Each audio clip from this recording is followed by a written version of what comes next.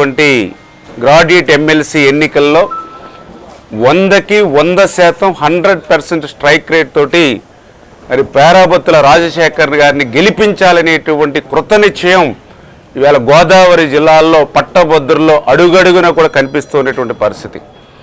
ఎందుకంటే ఈరోజు మేము ఏ గ్రామం వెళ్ళినా, ఏ వాడకి వెళ్ళినా, ఏ పట్టభద్రుడి దగ్గరికి వెళ్ళినా కూడా వాళ్ళందరూ కూడా ఒకటే చెప్తూ ఉన్నారు. ఈవేళ కష్టకాలంలో ఇబ్బందుల మధ్య రాష్ట్ర ఆర్థిక పరిస్థితి సహకరించకపోయినప్పటికీ కూడా చంద్రబాబు నాయుడు గారు, పవన్ కళ్యాణ్ గారు ఈ రాష్ట్ర అభివృద్ధికి చేస్తున్నటువంటి కృషి, వీరికి తోడుగా నరేంద్ర మోడీ గారి సహకారంతో ఈరోజు ఏ రకంగా అయితే 7-8 నెలల పరిపాలన సాగుతుందో మేము అందరం కూడా చూస్తూ ఉన్నాం. అదేవిధంగా జగన్మోహన్ రెడ్డి అధికారంలోకి వచ్చినటువంటి మొదటి 7-8 నెలల పరిపాలన ఏ రకంగా సాగిందో మేము గమనించినటువంటి పరిస్థితి. ఆ రోజు జగన్మోహన్ రెడ్డి పాలన, ఆ రోజు ప్రజావేదిక కూలగొట్టడం దగ్గర నుంచి, రాజధానిని విధ్వంసం దగ్గర నుంచి, పోలవరంని ముంచేయడం దగ్గర నుంచి, స్టీల్ ప్లాంట్ని ప్రైవేటీకరణ చేయడం దగ్గర నుంచి ఎన్నో పరిశ్రమలు ఏదైతే మరి ఒక లూలు, ఒక కియో ఎక్స్టెన్షన్, ఒక అమర్ రాజా, ఒక జాకీ, ఇట్లా ఎన్నో పరిశ్రమలు, ఎంతోమంది పారిశ్రామికవేత్తలు పొరుగు రాష్ట్రాలకు ఏ విధంగా వదిలిపోయారో మేము ఆ రోజు ఉన్నటువంటి పాలన మేము చూసాం మొదటి 7-8 నెలల్లో.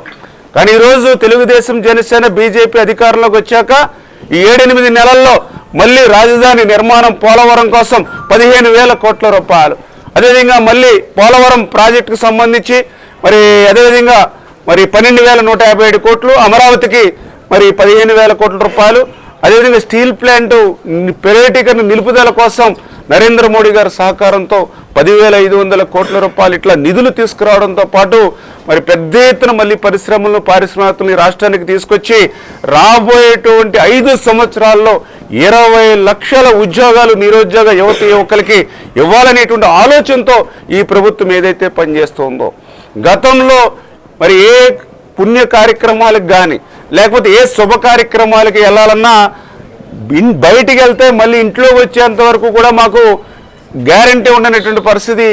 గోతుల్లో మరి బైక్స్ కానీ ఆటోలు కానీ పడి ప్రాణాలు పోగొట్టుకునేటువంటి పరిస్థితి. కానీ ఈరోజు గుంతలు లేనిటువంటి ఆంధ్రప్రదేశ్ రాష్ట్రాన్ని మళ్ళీ పెద్ద ఎత్తున R&B ద్వారా కానీ PR ద్వారా కానీ ఈ రాష్ట్ర ప్రభుత్వం చేస్తున్నటువంటి కృషి చూస్తున్నటువంటి స్థితి. ఈ రకంగా ఒక పక్కన అభివృద్ధిని, మరొక పక్క సంక్షేమాన్ని కూడా. ఎందుకంటే ఈవేళ అన్న మాట ప్రకారం పెంచినటువంటి పింఛను ఈవేళ 4,000 రూపాయలు, 6,000 రూపాయలు, 15,000 రూపాయలు ఈవేళ గడప దగ్గరే, ఇంటి దగ్గరే ఈరోజు ఈ ప్రభుత్వం అందజేస్తూ ఉంది. ఈవేళ నాకు పెన్షన్ రాకపోవచ్చు పట్టభద్రుడిగా, కానీ నా అత్తగారికి వస్తూ ఉంది. నాకు రాకపోవచ్చు నా తండ్రికి వస్తూ ఉంది. నాకు రాకపోవచ్చు మా నానమ్మకు వస్తుంది. దానివల్ల నాకు కూడా వాళ్ళ మందుల ఖర్చులు కానీ, వాళ్ళ టిఫిన్లు, భోజనాల ఖర్చు కానీ నాకు కూడా కొంత వెసులుబాటు కలిగిందని ఈవేళ పట్టభద్రులు కూడా చెప్తున్నటువంటి పరిస్థితి.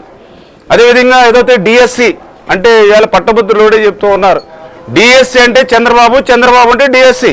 ఎందుకంటే ఈవేళ ఆంధ్రప్రదేశ్ రాష్ట్రంలో 1,75,000 DSC పోస్టుల్ని భర్తీ చేసినటువంటి ఏకైక ముఖ్యమంత్రి ఎవరైనా ఉన్నారని అంటే అది చంద్రబాబు నాయుడు గారు మాత్రమే.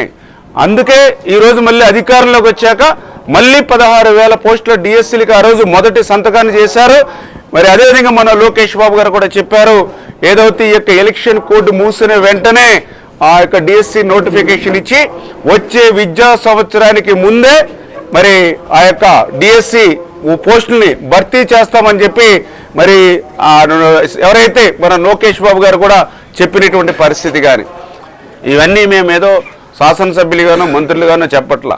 మేము ఈ యొక్క ఎన్నికల ప్రచార నిమిత్తం ఒక కాలేజీకి వెళ్ళినా, ఒక స్కూల్కి వెళ్ళినా, ఒక గ్రామానికి వెళ్ళినా, ఒక పట్టభద్రుడి ఇంటికి వెళ్ళినా వాళ్ళు చెప్తూ ఉన్నారు, గత 6-7 నెలల జగన్మోహన్ రెడ్డి పాలనను ఈరోజు చంద్రబాబు, పవన్, నరేంద్ర మోడీ గారి పాలనను విశ్లేషించి వాళ్లే చెప్తూ ఉన్నారు. ఈ రెండింటికి మించి అభివృద్ధికి, సంక్షేమంతో పాటుగా వాళ్ళు ఇంకొక మాట, ఈవేళ సంతోషంగా, ఆనందంగా, హాయిగా, స్వేచ్ఛగా బతుకుతున్నాం.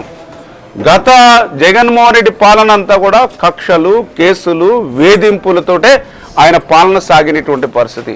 గట్టిగా సంతోషం వస్తే నవ్వుకునేటువంటి పరిస్థితి లేదు. ఏదైనా బాధ అనిపిస్తే కనీసం కన్నీళ్లు పెట్టుకునేటువంటి పరిస్థితి కూడా లేనిటువంటి దుస్థితి. అంటే ఒక దుర్మార్గమైనటువంటి పాలన, ఒక నియంతృత్వమైన పాలన ఆ రోజు నడిచింది. ఈరోజు మేము హ్యాపీగా, ఈరోజు సంతోషంగా మళ్ళీ ఈరోజు జీవిస్తున్నాం అనేటువంటి మాట. అదే కాకుండా నిన్న మొన్న కూడా మరి ఏదైతే మీరందరూ కూడా చూశారు, వంశీ ఎవరైతే మీ అందరికీ తెలుసు, వల్లభనేని వంశీ అంటే ఈ ఆంధ్రప్రదేశ్ రాష్ట్ర ప్రజలకు ఎవరు గుర్తొస్తారు? ఎందుకంటే ఒక అరాచకత్వం గుర్తుకొస్తుంది, ఒక గోండాయిజం గుర్తుకొస్తుంది, ఒక రౌడీయిజం గుర్తుకొస్తుంది, ఒక అవినీతి, మరి ఏదైతే ఆయన శాండ్ కానీ మైన్స్ కానీ ఏదైతే మాఫియా ఉందో అవి గుర్తుకొస్తాయి. మరి అటువంటి వ్యక్తిని కూడా జగన్మోహన్ రెడ్డి వెనకేసుకొస్తూ మొన్న మాట్లాడుతూ ఉన్నాడని అంటే అరాచకత్వాన్ని అరాచకవాదే ప్రోత్సహిస్తాడనే విషయం కూడా ఈరోజు గ్రాడ్యుయేట్స్ కూడా గ్రహిస్తూ ఉన్నారు.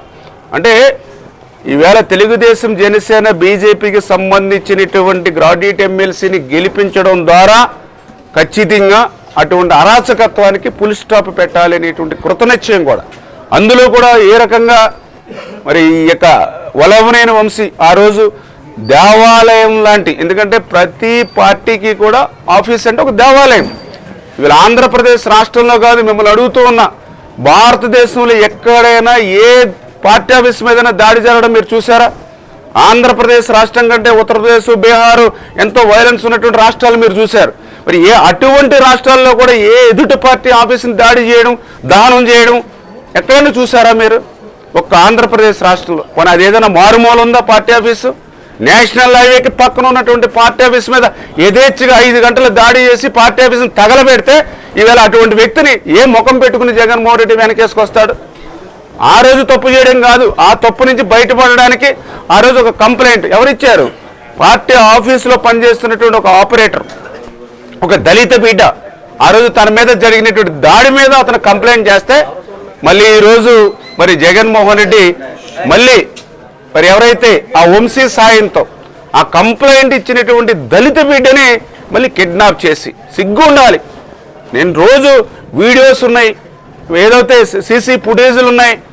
ఇవాళ వంశీని ఎవరైతే అతని అనుచరులు మరి యొక్క సత్యవర్ధన్ని ఏ రకంగా అయితే విశాఖపట్నం తీసుకెళ్లి బంధించారు, కిడ్నాప్ చేశారు, వాళ్ళ వంశీ సన్నిహితుడు ఇంటి దగ్గర ఎట్లా అతన్ని మరి కిడ్నాప్ చేసి దాచిపెట్టారు, అతని కుటుంబ సభ్యులు ఏ రకంగా అయితే భయభ్రాంతులు చేశారు, మరి ఎన్ని లక్షల రూపాయలు వాళ్ళకి ఇచ్చి ప్రలోభ పెడతామని చెప్పారు. ఇవన్నీ రికార్డ్స్ ఇంత క్లియర్ కట్గా ఉంటే, అంటే ఒక తప్పు చేసి ఆ తప్పు నుంచి కాపాడుకోవడానికి ఇంకొక తప్పు చేసినటువంటి వంశీని, అందులో కూడా దళిత బిడ్డని మళ్ళీ ఇంకొకసారి మరి అతన్ని కిడ్నాప్ చేసి హింసించి మళ్ళీ వాళ్ళ కుటుంబ సభ్యులు బెదిరించినటువంటి వ్యక్తివి.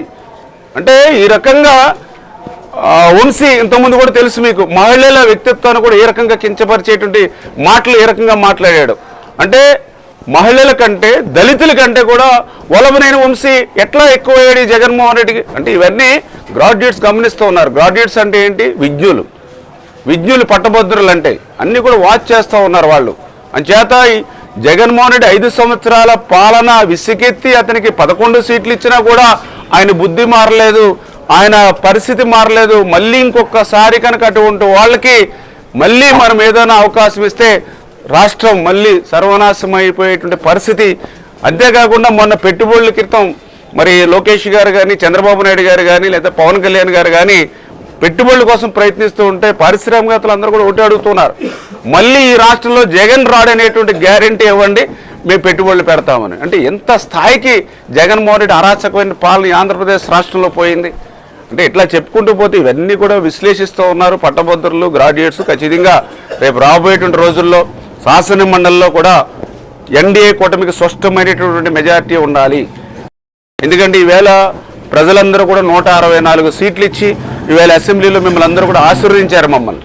కానీ అసెంబ్లీలో మేము ఆమోదించినటువంటి బిల్లు మళ్ళీ శాసన మండలిలో కూడా ఆమోదం కావాలి. పట్టభద్రులు, విజ్ఞులు గమనిస్తూ ఉన్నారు. ఎందుకంటే గతంలో కూడా మీరు చూస్తారు, జగన్మోహన్ రెడ్డి అధికారంలో ఉన్నప్పుడు అతనికి 151 సీట్లు ఉన్నాయని చెప్పేసి మరి అమరావతి రాజధాని కాదు 3 ముక్కలు అని చెప్పి శాసనసభలో బిల్లు ఆమోదించుకుని మరి అదే బిల్లు శాసన మండలికి వెళ్ళినప్పుడు ఆ రోజు మండలిలో మన ఎవరైతే కూటమికి సంబంధించినటువంటి ఎమ్మెల్సీలు ఉన్నారు కాబట్టి ఆ బిల్లును అడ్డుకుని జగన్మోహన్ రెడ్డి అరాచకత్వానికి అడ్డు వేయగలిగాం. అదేవిధంగా ఈరోజు కూడా ప్రజల కోసం, ప్రజా అభివృద్ధి సంక్షేమం కోసం మేము తెచ్చినటువంటి బిల్లులు ఏదైతే ఈ యొక్క అరాచకమత్వమైనటువంటి వైఎస్ఆర్సీపీ ఎమ్మెల్సీలు అక్కడ మండలిలో అడ్డుకోకుండా మీరిచ్చినటువంటి తీర్పుకు అనుగుణంగా ఈవేళ ప్రభుత్వం పనిచేయాలంటే మండలిలో కూడా ఈ తెలుగుదేశం, జనసేన, బీజేపీ కూటమికి ఆధిక్యం ఉంటేనే నెరవేరుతుంది. అందుకే ఆ యొక్క ప్రజల యొక్క వాయిస్ని మండలిలో కూడా వినిపించేటువంటి విధంగానే తెలుగుదేశం, జనసేన, బీజేపీ అభ్యర్థికే ఓట్లేసి గెలిపించి శాసనమండలికి పంపించాలనేటువంటి ఆలోచనతో ఈవేళ గోదావరి ప్రజలందరూ కూడా ఉన్నారని